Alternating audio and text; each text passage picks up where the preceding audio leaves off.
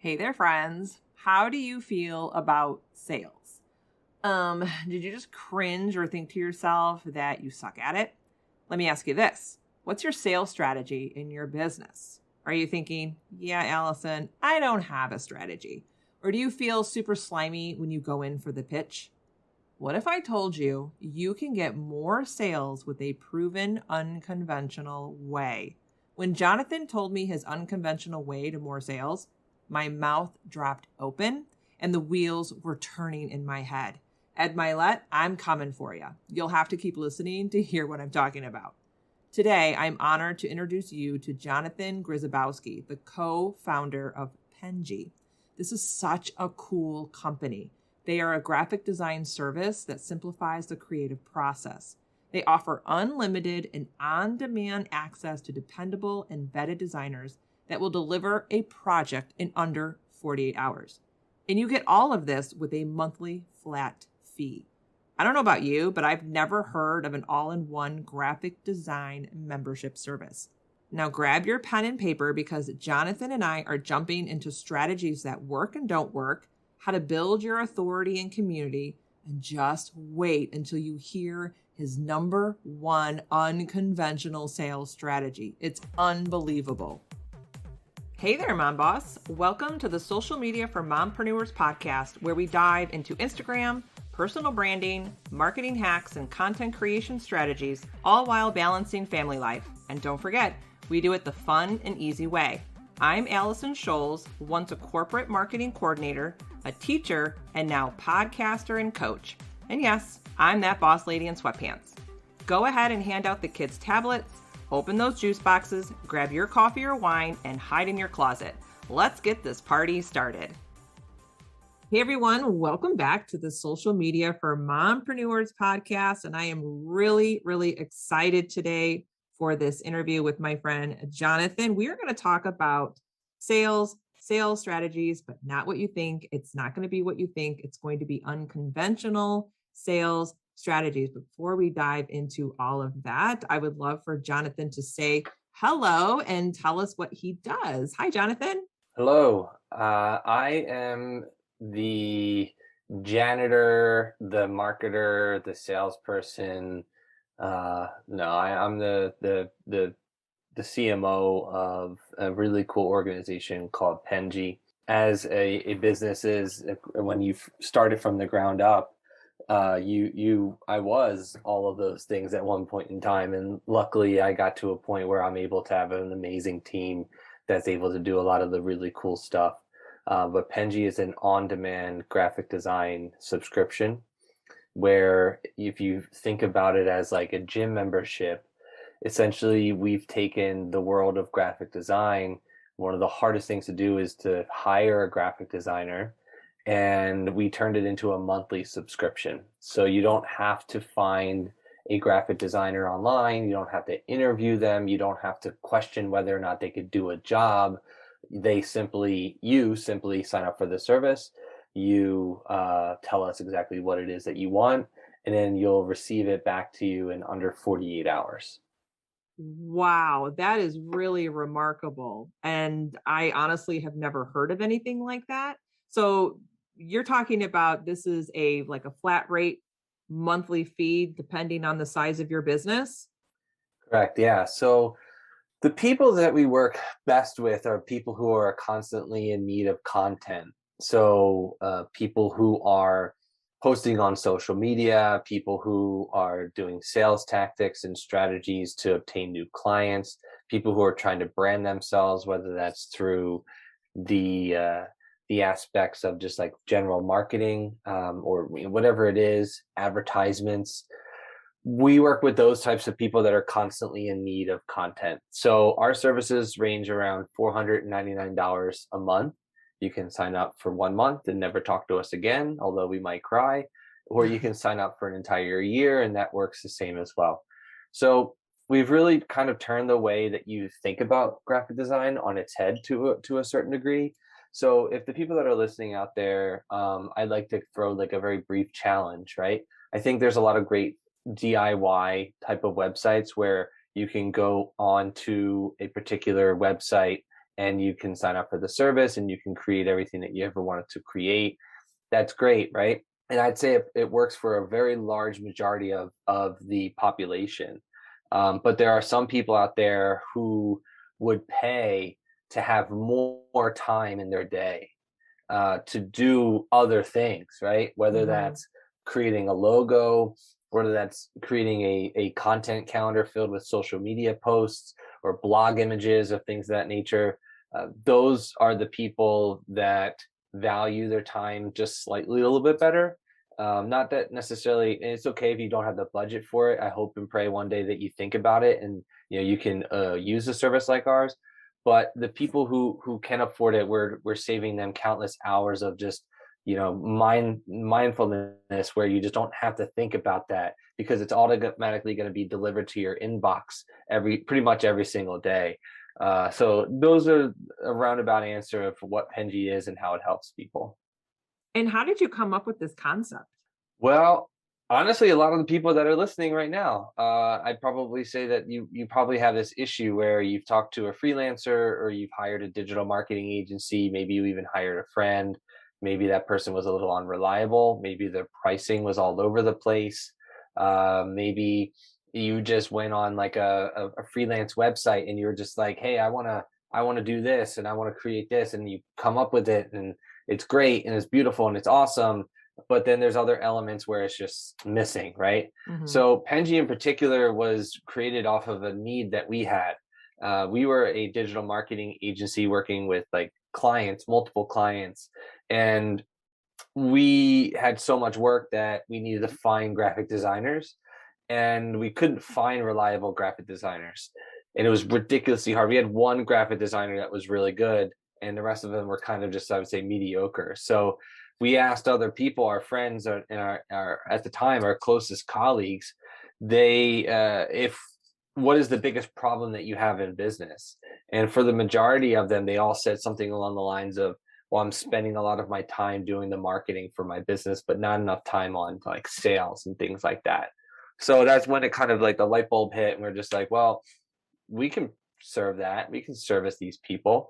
And then after we interviewed close to like 150 people, 200 people, we looked at the data. The data told us that this is a viable, thing to go after. And then we just said, you got to do it. So that's that. I love that. And you said something kind of key, and I hear this often in the entrepreneurship world, and maybe you'll agree or disagree. But a lot of times being an entrepreneur, you're always trying to figure out what can you do? What can you put out there in the world to help people? And you said something really key is you did the market research, interviewing and asking people before you even created it. And do you Yeah, feel like that is something that people really need to do? I know we're kind of getting off topic a little bit, but I it's think that's tech. really key. Like you have to figure out what your audience wants first, and then you create it. And do you feel that people start backwards? Yeah. Well, so I think it's still relevant, right? So when you are creating a business, you start off with passion, right? Hmm. And you're like, yeah, I'm just looking at your background. Like, I want to help every mom on the planet create the best possible trip to Disney World, right? And you're like, well, I'm thinking about it because I love Disney. And, my favorite movie is Wally, which it is, by the way. And that's Pixar, not Disney. I get it. Okay, don't shame me. But anyways, you think to yourself, I want to create all of this service for moms or for parents that want to go to Disney World. But then you talk to people and you start this business and you do all the things that you need to do, and then you find out that there's absolutely no service, there's no industry, there's no people that actually want it, and people care more about just going online and doing it themselves. Well, you just wasted an F ton of money and an F ton of time, and your business is doomed to fail. So what I would always tell a person is, whether they're doing multi-level marketing, whether they're starting their own business, whether they're creating a blog, for the most part, if you have the problem that you're experiencing, there's a large chance that there's going to be at least 1,000 people that are going to have that exact same issue. So what I would probably do is find the necessary communities or create the community yourself in order to find those particular audiences. So I'll kind of use, if you don't mind, I'll just expand very briefly about one of the possible things, an unconventional way for you to obtain sales is if you have absolutely no community, well, create one. You created this amazing community of people, primarily mompreneurs or potentially individuals that want to start their own business. And what better way to get market research and understand all of these people than to create a podcast about it? And then now you're getting the perspective of hundreds of people that you're interviewing, but you're also receiving the feedback of people that are listening to your show. So now you're going to be listening to your audience and you're going to be creating content specifically for these people, in which that shows you as the market industry leader. So will you go back to the original example, right?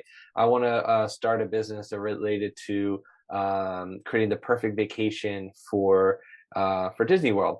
Well, I'd probably start a YouTube channel of some kind, or a TikTok or an Instagram channel that highlights all the secrets to my mom actually really before she passed, she was like obsessed with Disney World, so it kind of is a place near and dear to my heart. But there's like secrets and places to go that you can kind of like hide to like fill up your water, or there's places that you can do to kind of just like relax, or whatever it may be. Find these secrets that like nobody else knows about but you, put them out into the universe and the internet, and see what happens. I mean, that's just like one way for you to like capture a very small community. And then once you build that community, you can start to monetize off of it. You can ask them for their email address. You can revert them to your blog. You can start maybe working with brands that are influencer marketing, and you can actually like get paid to make a cheesy post about a backpack because people use backpacks to go to Disney World. I mean, there's a lot of things that you could do, and that's just like a start. If you don't have a community, build one. Yeah, I love that. It's so true. And even if you're in the middle of your business and you're thinking about transitioning to a new offer, because I'm actually in the midst of, I have this kind of grand idea that I would love to do for my audience.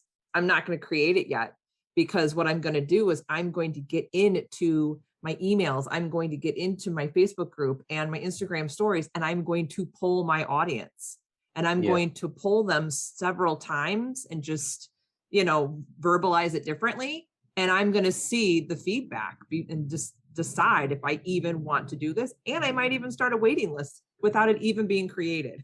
Yeah. And that's, that's amazing that you have the demand, but I can assure you, I don't know how long you've been doing this game for, but I can assure you this probably wasn't an overnight thing. It probably took you many, many months of hardship, pain, crying, stress, anxiety, alcohol. A little bit of my whiskey Wednesdays, I'll throw that in there. Hey, that sounds great to me. I might be able to join you. Well, today is what's today? Today is Wednesday. Yep, all right, that's right. I'm getting real close to that whiskey Wednesday time. I don't have any with me right now, but I'd crack one open with you. Now, I do have a question for you. When you first started with Penji, did you have any sales strategies that worked and didn't work? All of them didn't work, but we still found a way to make it work. What we did in particular, and again, this doesn't apply for every business that's listening right now. I encourage the people that are listening right now to listen to what I'm saying and adapt it to your own style, but do not take this for exactly the way that that I'm explaining it to be. So for the most part, what we did was we focused within our locality. So we went around to we live in Philadelphia. So we wanted to be the most popular business inside the Philadelphia region, the most popular startup. We got into publications. We found ways to get into publications. We started to advertise. We started to go to networking events and just kind of like sprinkle our name out into the universe of the Philadelphia region, right? Then we started to obtain sales just by our local community. The first 25 customers that we received were probably within a 5-mile radius of where we live. Then those 25 people, we polled each one of them and we asked them questions and said, hey, can you introduce us to other people? We ended up getting more from that in particular. And then we kind of established like a base, right? So now we have like a little bit of revenue, and we started creating some marketing, some very clever marketing tactics and strategies. And then we kind of used advertising and content creation as the next kind of batch of ideas, so to speak. We did a lot of content writing, so like blogging. We did a lot of like social media marketing, and then we started to rank high for these like keywords, so to speak. And then from there, that's when we started to really gravitate an audience.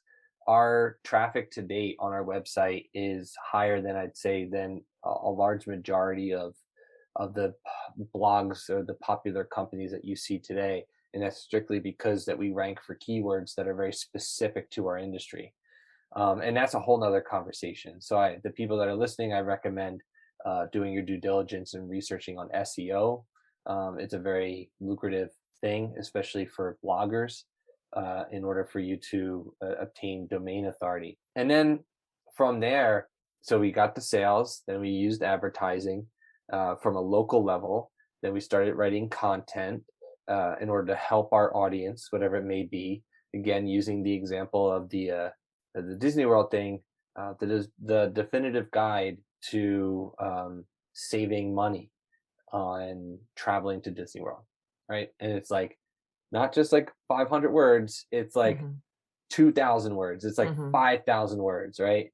And then and the reason why it needs to be that much is because it's like you want people to go take their notepad, and you want them to like have a notepad and your website up at the same time, jotting down the notes, right? Did you have a question, or did you want me to keep going? No, keep going. Okay.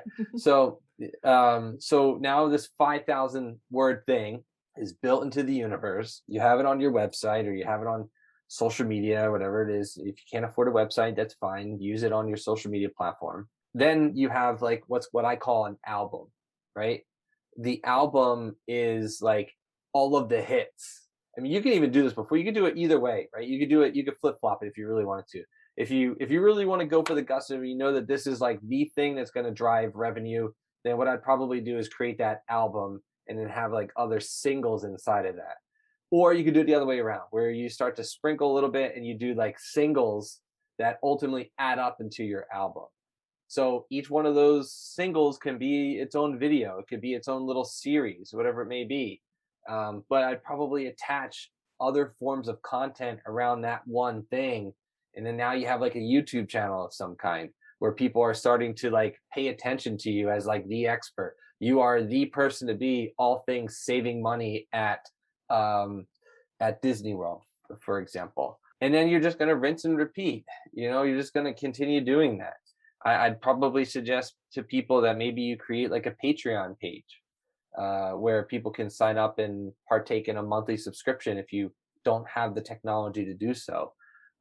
You can also find ways to collect money using like a email. When you get their email address, that's probably the most like golden thing that you could possibly achieve from an audience. Get their email, market to them, go up to your local small business, go up to a smaller brand. Hey, I have moms that range between the ages of 35 to 55. They listen to my show. They love X, Y, and Z.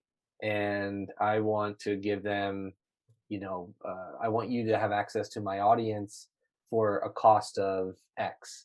There is, and if I'm a business owner, that's why I'm on this show, right? Like I don't just like jump on things because I'm bored. I want to like, I truly believe that the people that are on this show are the people that could potentially be potential customers. So like, Right. As much as I am a nice person, I like to think that my ex-girlfriends probably would say otherwise, but I would say that like for the most part, I love helping people, but I would be lying if I said that I did this for fun. I want to get our name out there, and I want people to know who Penji is. So that's just like the thought that I think most people should have when they're trying to start their business or when they're trying to obtain sales. Now, I want to go back to something that you said that kind of popped out in my head is you mentioned, you have your community and you're building authority or you're building credibility. In your opinion, do you think as a business owner, at some point, you need to have your own, I guess I would say, platform, the way you deliver your content and not depend solely on social media? I think I think yes and no. I mean, I see why you would ask that question. I do understand why I understand the question being asked. At the end of the day, I would say yes, and then because it's important to have like emails. Like right now, if you were to, and this is why I think you're really smart in creating a podcast. If all the social media platforms were to go down, you still have the podcast, you still have an email group. Hopefully within your Facebook group and community, you're able to obtain their emails as well. Mhm. That way, if God forbid Facebook were to be obliterated, you'd be able to say, hey, we can't listen to it on Facebook anymore, but you can still listen to it on Spotify. Okay, well, Spotify goes down. All right, well, you'll be able to listen to it on Stitcher or whatever else it is. So there's going to be somewhere that you can obtain viewership and authority in. That leads me to another question is, wait, that was the yes, why you should have your own platform. The no is, in the beginning, I don't think it really matters. You're trying to figure out what works. So I'd say probably the first like 1 to 2 years, you're still just trying to figure out who the hell you are as a human being and what sticks. And hopefully by that time frame, you'll be able to understand like, what works because you have the analytics to help you. I'm really glad you said that because I agree with you on your answer. And I did it backwards. So when I started my whole being an entrepreneur, gosh, 5 years ago, I built a website. Yeah. But it's funny because you don't need it in the beginning because I don't have a community. Yeah. Who's gonna, I mean, I can be as SEO as I want, but they don't know who I am. Yeah, so I would challenge that very briefly. I actually think that you probably did do it right because if you have the vision of like, hey, I want to build this into a website one day, then I'd say buy the domain name now, right? And Hmm. then just like upload it into the universe because Google loves websites that are old. Even if you don't have much content on the website as a whole, the fact that your domain name exists is already a benefit. So then you could just do content over time. It doesn't mean you have to go like, well, once a week, 3 times a week, 5 times a Right. week. You don't have to do that. If it's once a month or once every like 14 days, you'll be fine. But the fact that you're just creating things and is related to the idea, I think I'm going to assume that's actually why you're successful because you did it that way. You had a Hmm. vision from the very beginning, and then it turned into other things, aka podcast, Facebook group, etc. But now you have that domain authority within your website that gives you a little bit more leverage. Yeah. And I also have multiple domains that point to the same thing because Nice. you never know if you change, my website's Boss Lady in Sweatpants Yeah. and the podcast is Social Media for Mompreneurs. But as I build and grow my brand, eventually I'm going to want to switch to my name. So I bought the domain Yeah. for my name Yeah. eventually. Yeah. I mean, That's the dream. yeah, I mean, it definitely depends, but uh, there's really no right or wrong answer to stuff like that.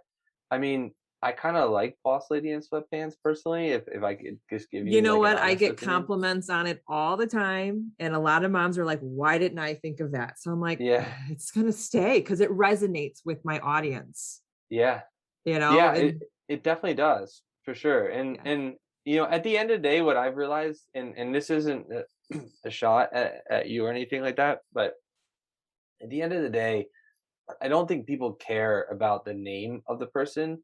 They care about the information because there's so much content that is out there. Like if I were to become like a social media influencer, nobody will be able to say my last name. People would not be able to spell it right. So like what's the point, right? So at the end of the day, it's like, oh yeah, you're the guy that does graphic design, or you're the person that loves Disney. Like they'll come to that more so, in my opinion, than they would remember the topic more than they would remember the name. That's just my personal opinion. I think you're dead on there because most people know my obsession and love for Loki. And Mm, Loki is actually used in my branding and mm, how I teach Instagram, and people know that. hmm. So I think that's kind of cool that you said that because that just proves. Yeah. What do you like about Loki? Well, so I teach Instagram where don't be like Loki. So Loki, you can love him in the movies. He's very mischievous Mm, and he mimics what other people are doing. He hmm. transforms, but at the end of the day, it doesn't work. So Yeah, I say, don't be like him on Instagram. Don't try to transform your brand into somebody else. Don't mimic sure. someone else's strategy. Be Yeah, and yourself. that's a really good point too. I think there's like social media influencers, like I'm not even gonna say their names. They're very popular entrepreneurs and they're very loud. I'm sure there's a lot of people that pop into your head. I particularly don't like that type of stuff. I think the less information that you could absorb, the better. I've actually deleted all. I didn't delete all my social media, but I unfollowed pretty much every single person. I follow 50 people, and I gave myself 50 people because I don't want to be influenced by other things. I don't want to be inspired by other people. I don't want to be inspired by social media influencers or content creators, because I'm going to go through my newsfeed and I'm going to see something and I'm like, oh yeah, that's really smart. That's really creative.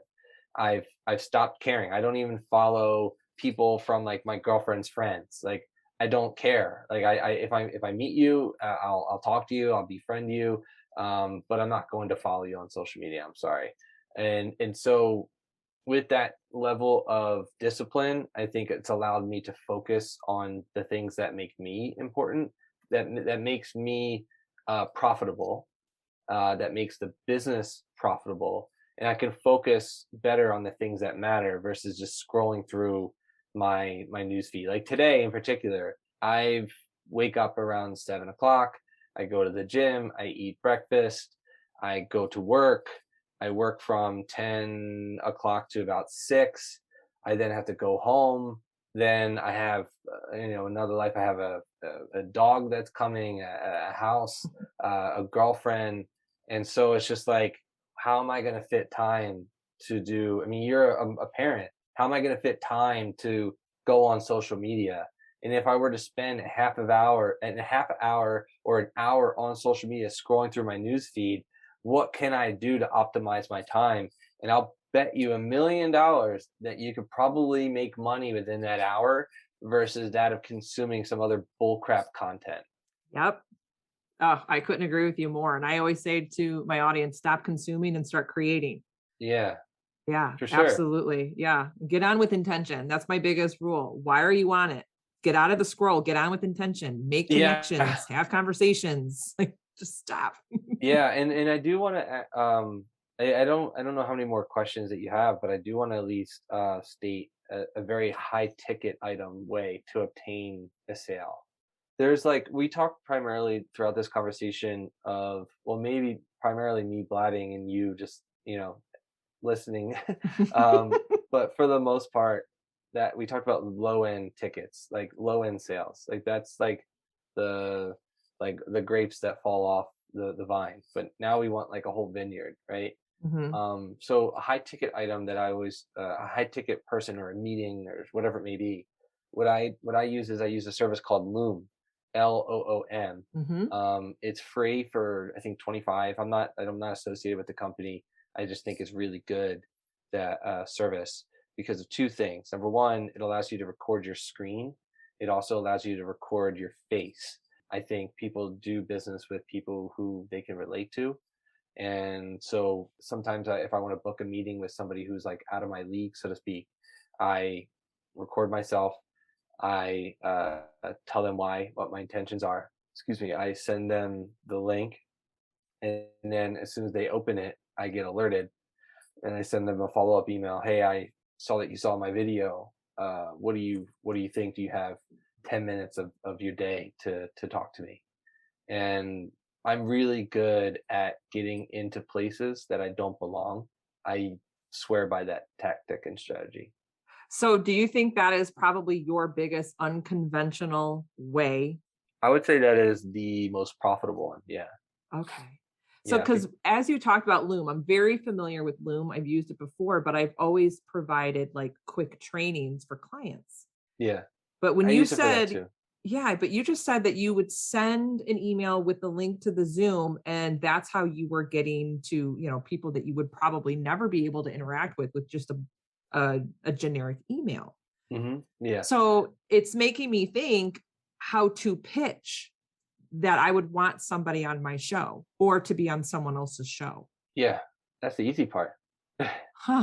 So I'll create one for That's you. amazing. I'll create one for you. Okay.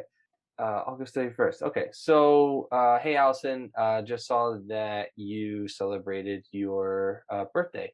Happy birthday. I saw that you decided to do a course about brand acceleration. I hope it's going really well. By the way, my name is Jonathan. I created a video for you, or I don't know. This is as if I'm doing the video. So I would state the thing that I saw on your social media. I would be very specific with the benefit that it brought me. In this case, I just kind of briefly looked at your social media to kind of get an idea of what I wanted to say, and then I would lean into my pitch. Hey, I want to book a 15-minute appointment with you because I think that I can help you do X, Y, and Z. I specialize in blah blah blah blah blah. Blah. Please reach out to me at any time, send me an email, call me, text me, let's do business together. And if you do that 100 times, I can almost guarantee you'll book at the least 10 appointments. I would say if you're that good, it'd probably be more. Wow. Now, I'll be honest with you. I never would have thought of using Loom as quote unquote a sales strategy. Yeah. Yeah. I mean, you got to be different, right? Like, especially Yeah. with COVID. What I would do sometimes to get like really good appointments is like, I'll give you one example. There's this one guy that is like a really big baseball fan, right? So I knew that his favorite because I stalked. So you have to be a creep, basically. I'm just a Mhm. glorified creep, so it's fine. So you go on their social media, find out that they really love, wine, right? You find out their favorite basketball team is the Philadelphia Sixers, that's my favorite team. So then you buy them a $5 flag, right? You ship it to them, and you say, "Hey, did you get the flag that I sent you?" Right? You can incorporate that into your video if you really wanted to. But I've done various things. I've sent like very dedicated, specific like items for people, then followed up with a video. COVID's a little bit harder because you have to get their personal Mm. address, so that's difficult. But when it was in the office, it's a little bit easier. So yeah, now I just kind of use tactics and strategies for customized emails, and I just send like a video attached to it. But it's always something specific. It's always like, hey, you celebrated a birthday, or hey, you have a cool tattoo on your left arm. Like, I don't know, like there's always something that you have to like find out, and whatever that is, you harp on that thing. I think that is just amazing. And honestly, I can't wait to use this strategy because there's actually somebody that I am dying to have on my show one day. He's way up here. Can I ask who? Ed Milet. Okay. I would love to have him on my show. And now I'm like, the gears are turning. Like, how can I have like a really cool way to approach him and have it very personal? I already know he's a huge whiskey drinker. I Yeah. mean, well, not like drinker, but I know his favorite whiskey. Okay. Like I know the flavor, I know the brand. Like, how cool would that to incorporate that into my videos? Yeah, it would be cool. I mean, so here's the other thing too, right? You also have to be really creative with your emails too. Like you have to think of it as like clickbait. Hmm. Um, So pretty much that subject line has to be yeah, I'm just really like going creative. through his social media right now. I would make sure that the subject line is like super super detailed. Like, hey, whiskey on Wednesday or something like that. Mm-hmm. Or like it has to be, yeah, clickbait. Whatever you think clickbait would be, like you have to think outside the box. Like I was the email I sent was like your next appointment or your Kansas City Royals. One was your Chipotle order was one of them. Interesting. Yeah, there's a couple of others that I've used in the past, but I mean, hopefully the wheels are turning a little bit where you get an idea of Mm-hmm. what I'm trying to say. And now that I've been called out on the show and have been challenged, now my Yeah. audience will be waiting for the interview down the Yeah, road. I'm sure they're gonna be waiting for the interview for more than one reason. Exactly, Yeah. exactly. Oh, Jonathan, this has been such an awesome conversation, and I definitely want our audience to connect with you. Where can they find you? Where can they find more information on Penji and your graphic design services? Because I think it's just outstanding. Yeah, it's penji.co, penji.co. If you feel as if that I brought value to your life today, which I hope I did, we'd love for you to either head over to our website and become a customer, or if you could just share it with a friend. Our goal is to be one of the most resourceful and simple ways to receive graphic design, and we have hundreds of graphic designers that are readily available to help, and it's just a fun, unique way to receive graphic design, and we can't do that unless we have people that understand who we are and what we do. It's a very new way of thinking about graphic design, but it's something that, like, I was talking to my girlfriend about this yesterday. This is my life's work, and this is something that I'm very passionate about. So I hope that you guys can, understand that as well, and spread the message to whoever you may know. Awesome. Well, I will make sure that the link is in the show notes, and I really hope people will check you out, share your information, and thank you so much for being on the show today. Absolutely. Thank you. Hey friends, quick reminder, there is still time to join the waitlist for the Insta-Accelerator Academy. If you are looking for the one place to get all the Instagram updates, the how-tos, the trainings, how to grow your account, how to get followers, how to do reels, and you also want to grow your brand and business at the same time, then the Insta-Accelerator Academy is exactly what you need. So what is this? This is a membership community, and this is for those mompreneurs who are ready to clarify and build a brand on Instagram with simplicity and control. You know I'm all about simplicity and control, so you can attract and work with your dream clients. So let me break this down. This is what you're gonna find inside the membership. You're gonna get a ton of branding and Instagram bundles created by yours truly, so you can learn at your own pace, take action, and grow.